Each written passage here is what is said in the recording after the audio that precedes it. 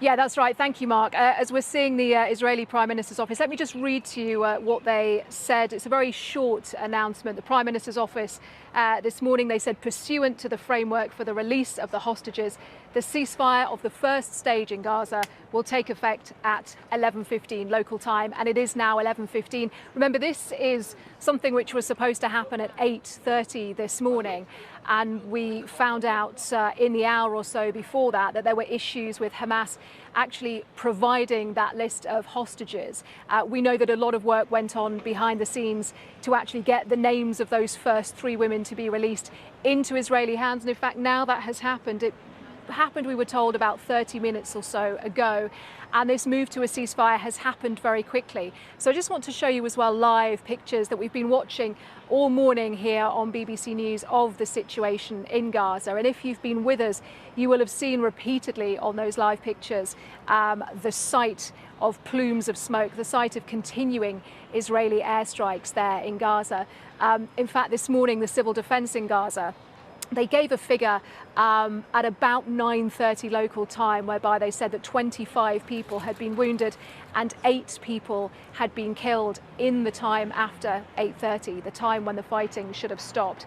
But we can now say that the ceasefire, the first phase of the ceasefire, has come into effect. I want to keep showing you these live pictures of what's happening in Gaza while we talk about what will now begin. And the next thing that we will see will be 2 things, actually. One that is very specific to Israel, one that is very specific to Gaza. So in terms of those hostages, those 3 female hostages who have been named by Hamas this morning, the process will begin to actually return them here to Israeli soil.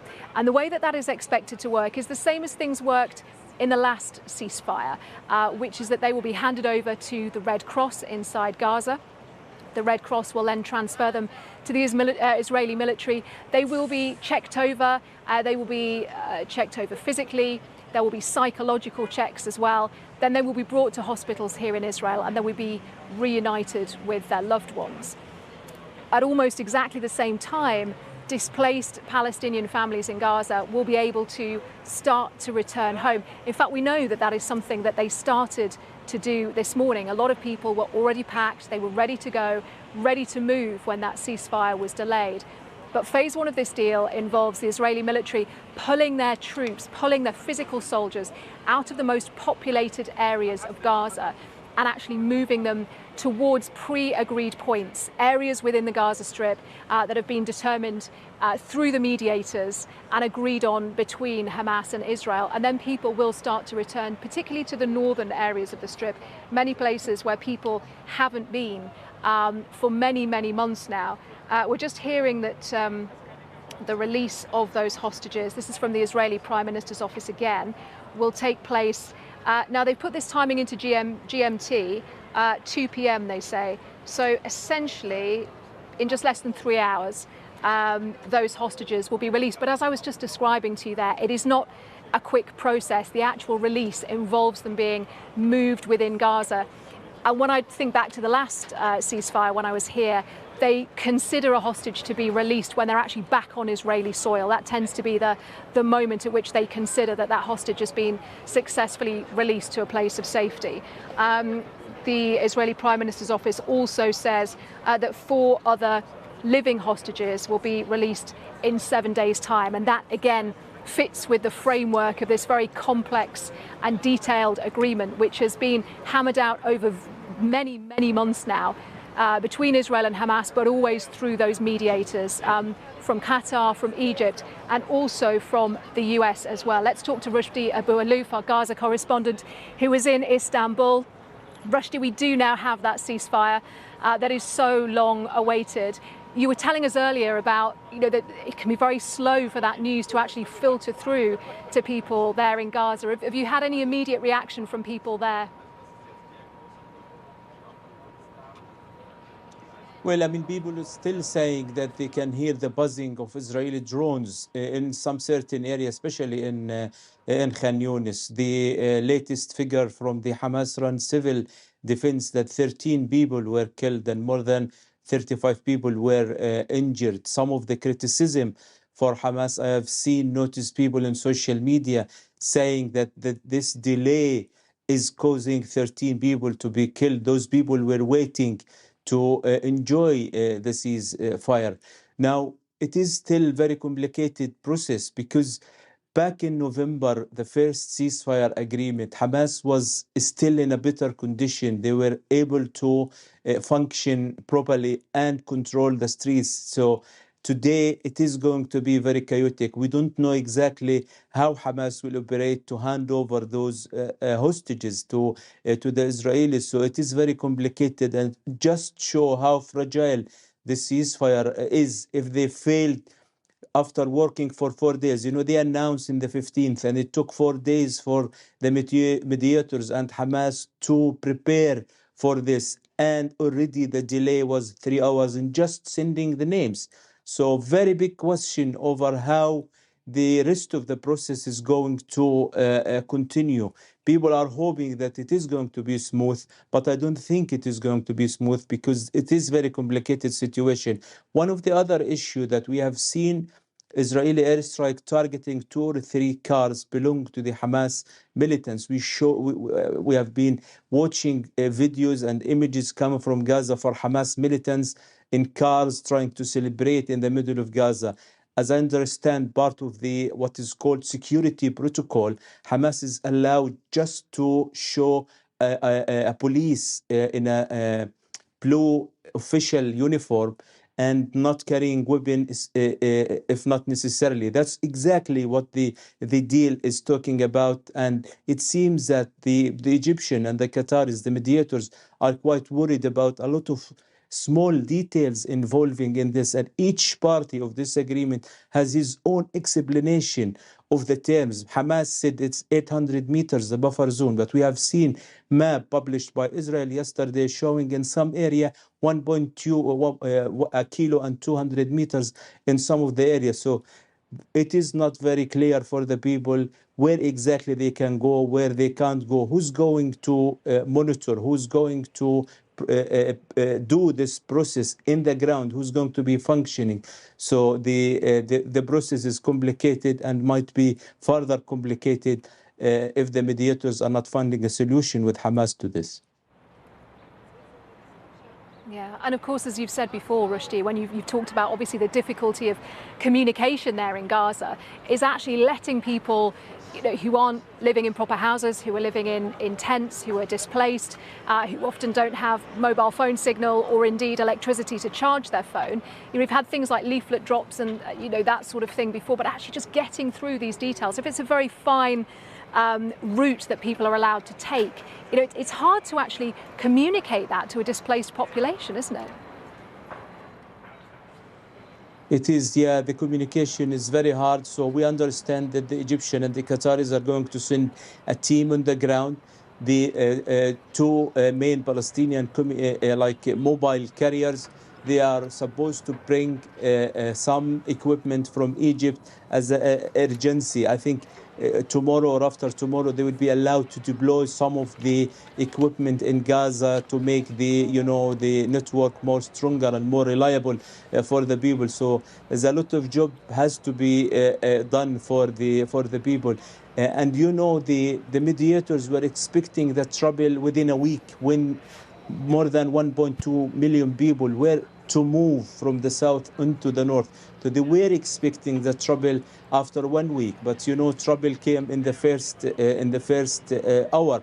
The mood in Gaza now is that people were up all night waiting for this. They have been waiting day after day, minute after minute for the last 15 months for this, and suddenly they woke up in the news of more people are being killed. So now I think their reaction will be a little bit more cautious because they don't know exactly if it's a real ceasefire on the ground or if it's just a fragile ceasefire. Rushdie, thank you. Rushdie Boualouf, our Gaza correspondent, joining us from Istanbul, who's already been speaking to people there since the ceasefire came into effect 10 minutes or so ago now. We, of course, now know as part of that the identity released by Hamas on their Telegram channel of the 3 hostages, female hostages, who will be handed over, or the process at least we're told will happen at around 4 o'clock local here, 2 o'clock GMT. They are Emily Damari, the British-Israeli hostage, now 28 years old. Romi Gonen, who was taken from the Nova Music Festival, who was on the phone to her mum at the moment when she was actually taken by Hamas militants and taken away to be held hostage in Gaza. And also Doron Steinbrecher, who's a veterinary nurse who was in her apartment in Kfar Aza, that kibbutz that was so devastated by Hamas on that day, who was taken from her home and taken hostage. And I spoke a little earlier to a hostage family member. They have become a very close, a very tight group, all unified by this terrible experience that they've been through. And Gil Dickman and I were talking when we still didn't know what was happening with the time of the ceasefire, that he was really explaining a lot of the emotions that go through the minds of those hostage families while they're waiting for news. It's like a roller coaster, because you know you're expecting something good, you know you might see your loved one in just a few hours, but everything is at stake because it could all collapse in just one moment. And we see it with this delay. We know that the next few days are going to be a nightmare for all of us, but it is going to end. And that's another reason why we have to start with it as quickly as possible. Hamas should have given the list already. Give the list. Let's start the negotiation for the next phases of the deal and finish with it as quickly as possible, because it's going to be a nightmare for all of us if we don't. At moments like this, just share how emotional it is. I mean, I can see from looking at you, and I know from conversations I've had with you here before, how emotional these moments are, particularly for those families who are expecting their loved ones to be in this part of the deal. These moments are agonizing. Yeah. On the one hand, you think, oh my God, she might be coming in just a few hours. You start to think about what you're going to get for her. You start, packing the luggage for the moment she's here. And on the other hand, you keep remembering that it all might collapse in just one moment, and that's really agonizing, as you said. For all of us, it is bittersweet here today, because it's good to see this ceasefire finally on the way, but it's too late already. It's too late already for Carmel, who was supposed to be on the list for this very, very ceasefire, for this very deal.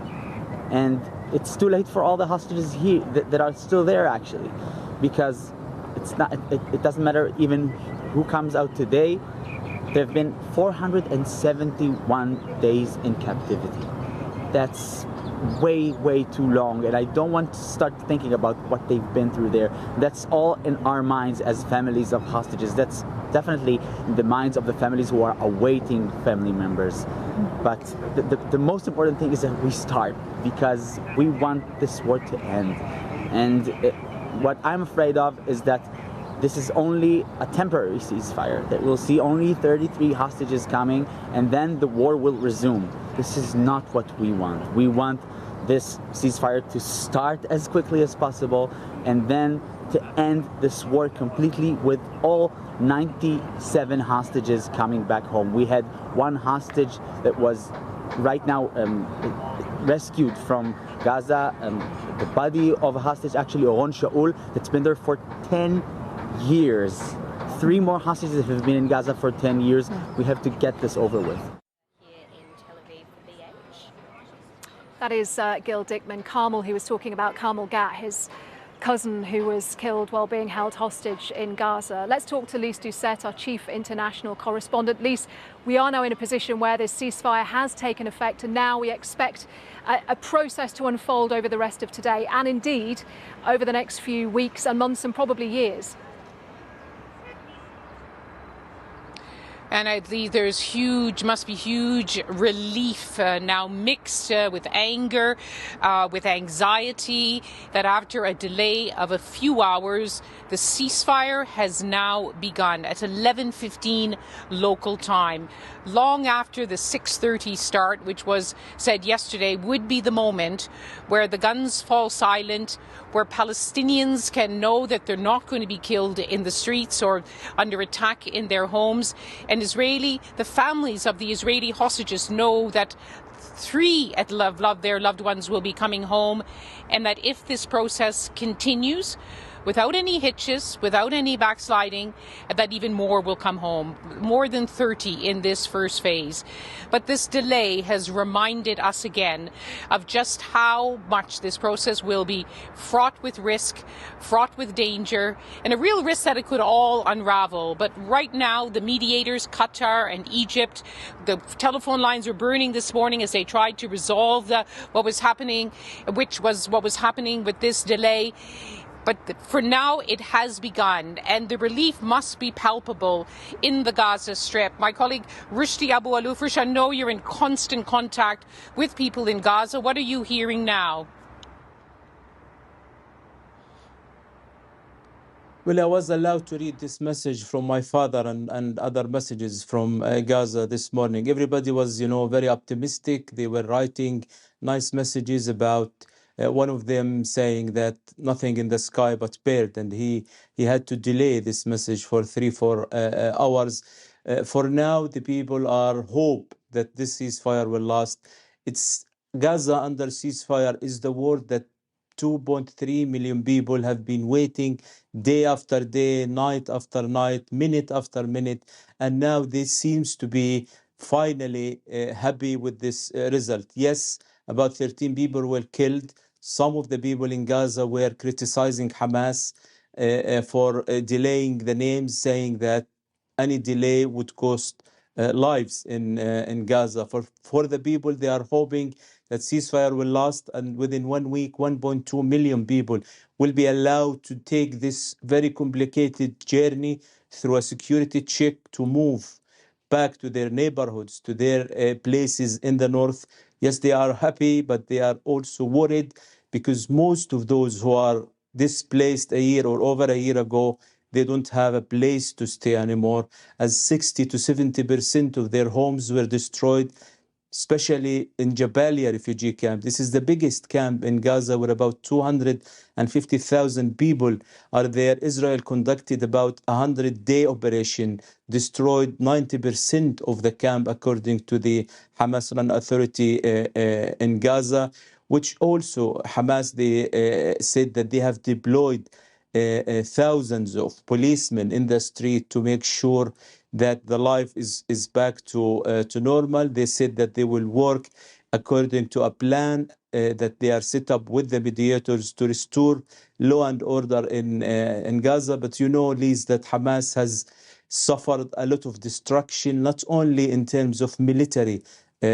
infrastructure, but also in the government level and in the political level in Gaza. So we need to wait and see how they can function to restore law and order. We have seen gangs in the past stealing aid coming into Gaza, and we're supposed to see 600 trucks every day allowed from Egypt into Gaza to those people who are in need, the people who are suffering, and getting less than 20% of what is needed for the last 15 months. Those who are having to live in makeshift tents for a very long time and waiting for a better situation when the aid is going to be surged up into Gaza. Rishi, thank you very much for sharing with us that very poignant message from your father. It's a message which speaks to the pain and the anxiety, the cautious hope of so many Palestinians. What do you, just give us a sense, you were forced to leave your home in the north of the Gaza Strip. You've seen images that it lies in ruin. So many who, like you, who are watching from afar will also be feeling this torrent of emotions this morning. Yeah, of course, it is very emotional for me. I was, covered 5 wars before in Gaza. I was always there when the ceasefire is declared, talking to people. And, journalism is all about being able to be in the place, talk to the people in the place. We had to leave, our house over a year ago. We had to leave the place that we belong to and we love, Gaza, after 1 year, and we have been watching day and night what's going on there. Now it's a bit of relief for us, and not only for me, but about 120,000 Palestinians who were allowed out of Gaza since the the war. I have been to them. I've been visited Egypt, Qatar, London, Turkey, everywhere, and they are all sharing the same concern about the future of Gaza. Most of them, like the people in Gaza, they lost their homes, they lost their offices, their businesses, and now it's time to think about the future, which seems to be uncertain and unclear, especially with the level of destruction in Gaza, and who's going to be in charge of this place, who's going to put this effort to rebuild 70% of the homes, maybe 80% of the schools, universities, infrastructure, sewage system, electricity system, communication. So it's a lot of work, and people are hoping that some sort of Palestinian internal dispute can be solved, and then they can hope that one day they will be able to return back to their place that they love, Gaza. Yeah. Yeah, and as you've already indicated, these first steps towards returning to their own lives, and it will be such a long and difficult, if not dangerous road, but there is the very real risk, and you've been emphasizing this today, that this whole process of return could be marred, could be delayed by chaos, the sheer desperation of people to leave, the criminality because of the desperation of people. Do you see in the details of this agreement the kind of mechanisms to be put in place to try to mitigate this kind of problem? I think before we came to the end of this first stage, 42 days, because nobody, even Hamas, I had like hundreds of calls, and I have met most of the Hamas leaders, from Ismail Haniyeh to his deputy to everybody, and they all concerned about the second stage. They believe that Israel want as much hostages as possible in the first stage, and they want to resume to the fight again. This is a real concern for Hamas, but also a real concern for all of the Gaza, whether they are inside or outside. So it's going to be very difficult 6 weeks to judge. It's very early to judge whether this ceasefire agreement will end the war. So before we have this clear vision about the war would be end, nobody can plan anything. Especially is now the issue of the Rafah crossing. Now the Egyptians are saying that they want to reopen the Rafah crossing. There is a meeting in Cairo that involving the PA, Palestinian Authority, head of the crossings. He was in the meeting. They are talking about a mechanism to reopen the crossing. You know that 90% of the crossing itself is destroyed. So they need a lot of work just to repair Rafah crossing, and then they will start to talk who's going to be in charge of the crossing. Is it the BA or some sort of technocrat? Is it going to see a new government within the BA? Who's going to be in charge of the how Hamas will react now in trying to impose law and order in Gaza? Would Hamas be accepted anymore to many Gazan after what they some of the people or many people in Gaza equally accused Hamas of this, the aftermath of the 7th of October attack. So a lot of long debate started on the 7th of October, continued throughout the war, and we have seen more of this debate on social media. Those very small number of people who have access to the internet from Gaza, but more widely Palestinians outside Gaza, were all the time discussing and talking about this. And they believe that without having internal Palestinian issue resolved, Gaza will not enjoy any good future. Rushdie Abu Alouf, as always, thank you very much for joining us to bring us up to date, not just with details of this unfolding moment, the ceasefire finally has begun, but also posing the questions, the very, very almost existential questions about the way forward, as if it is as widely hoped this process continues to unfold. No doubt we'll be speaking to you again. Rushdie will let you go for now. And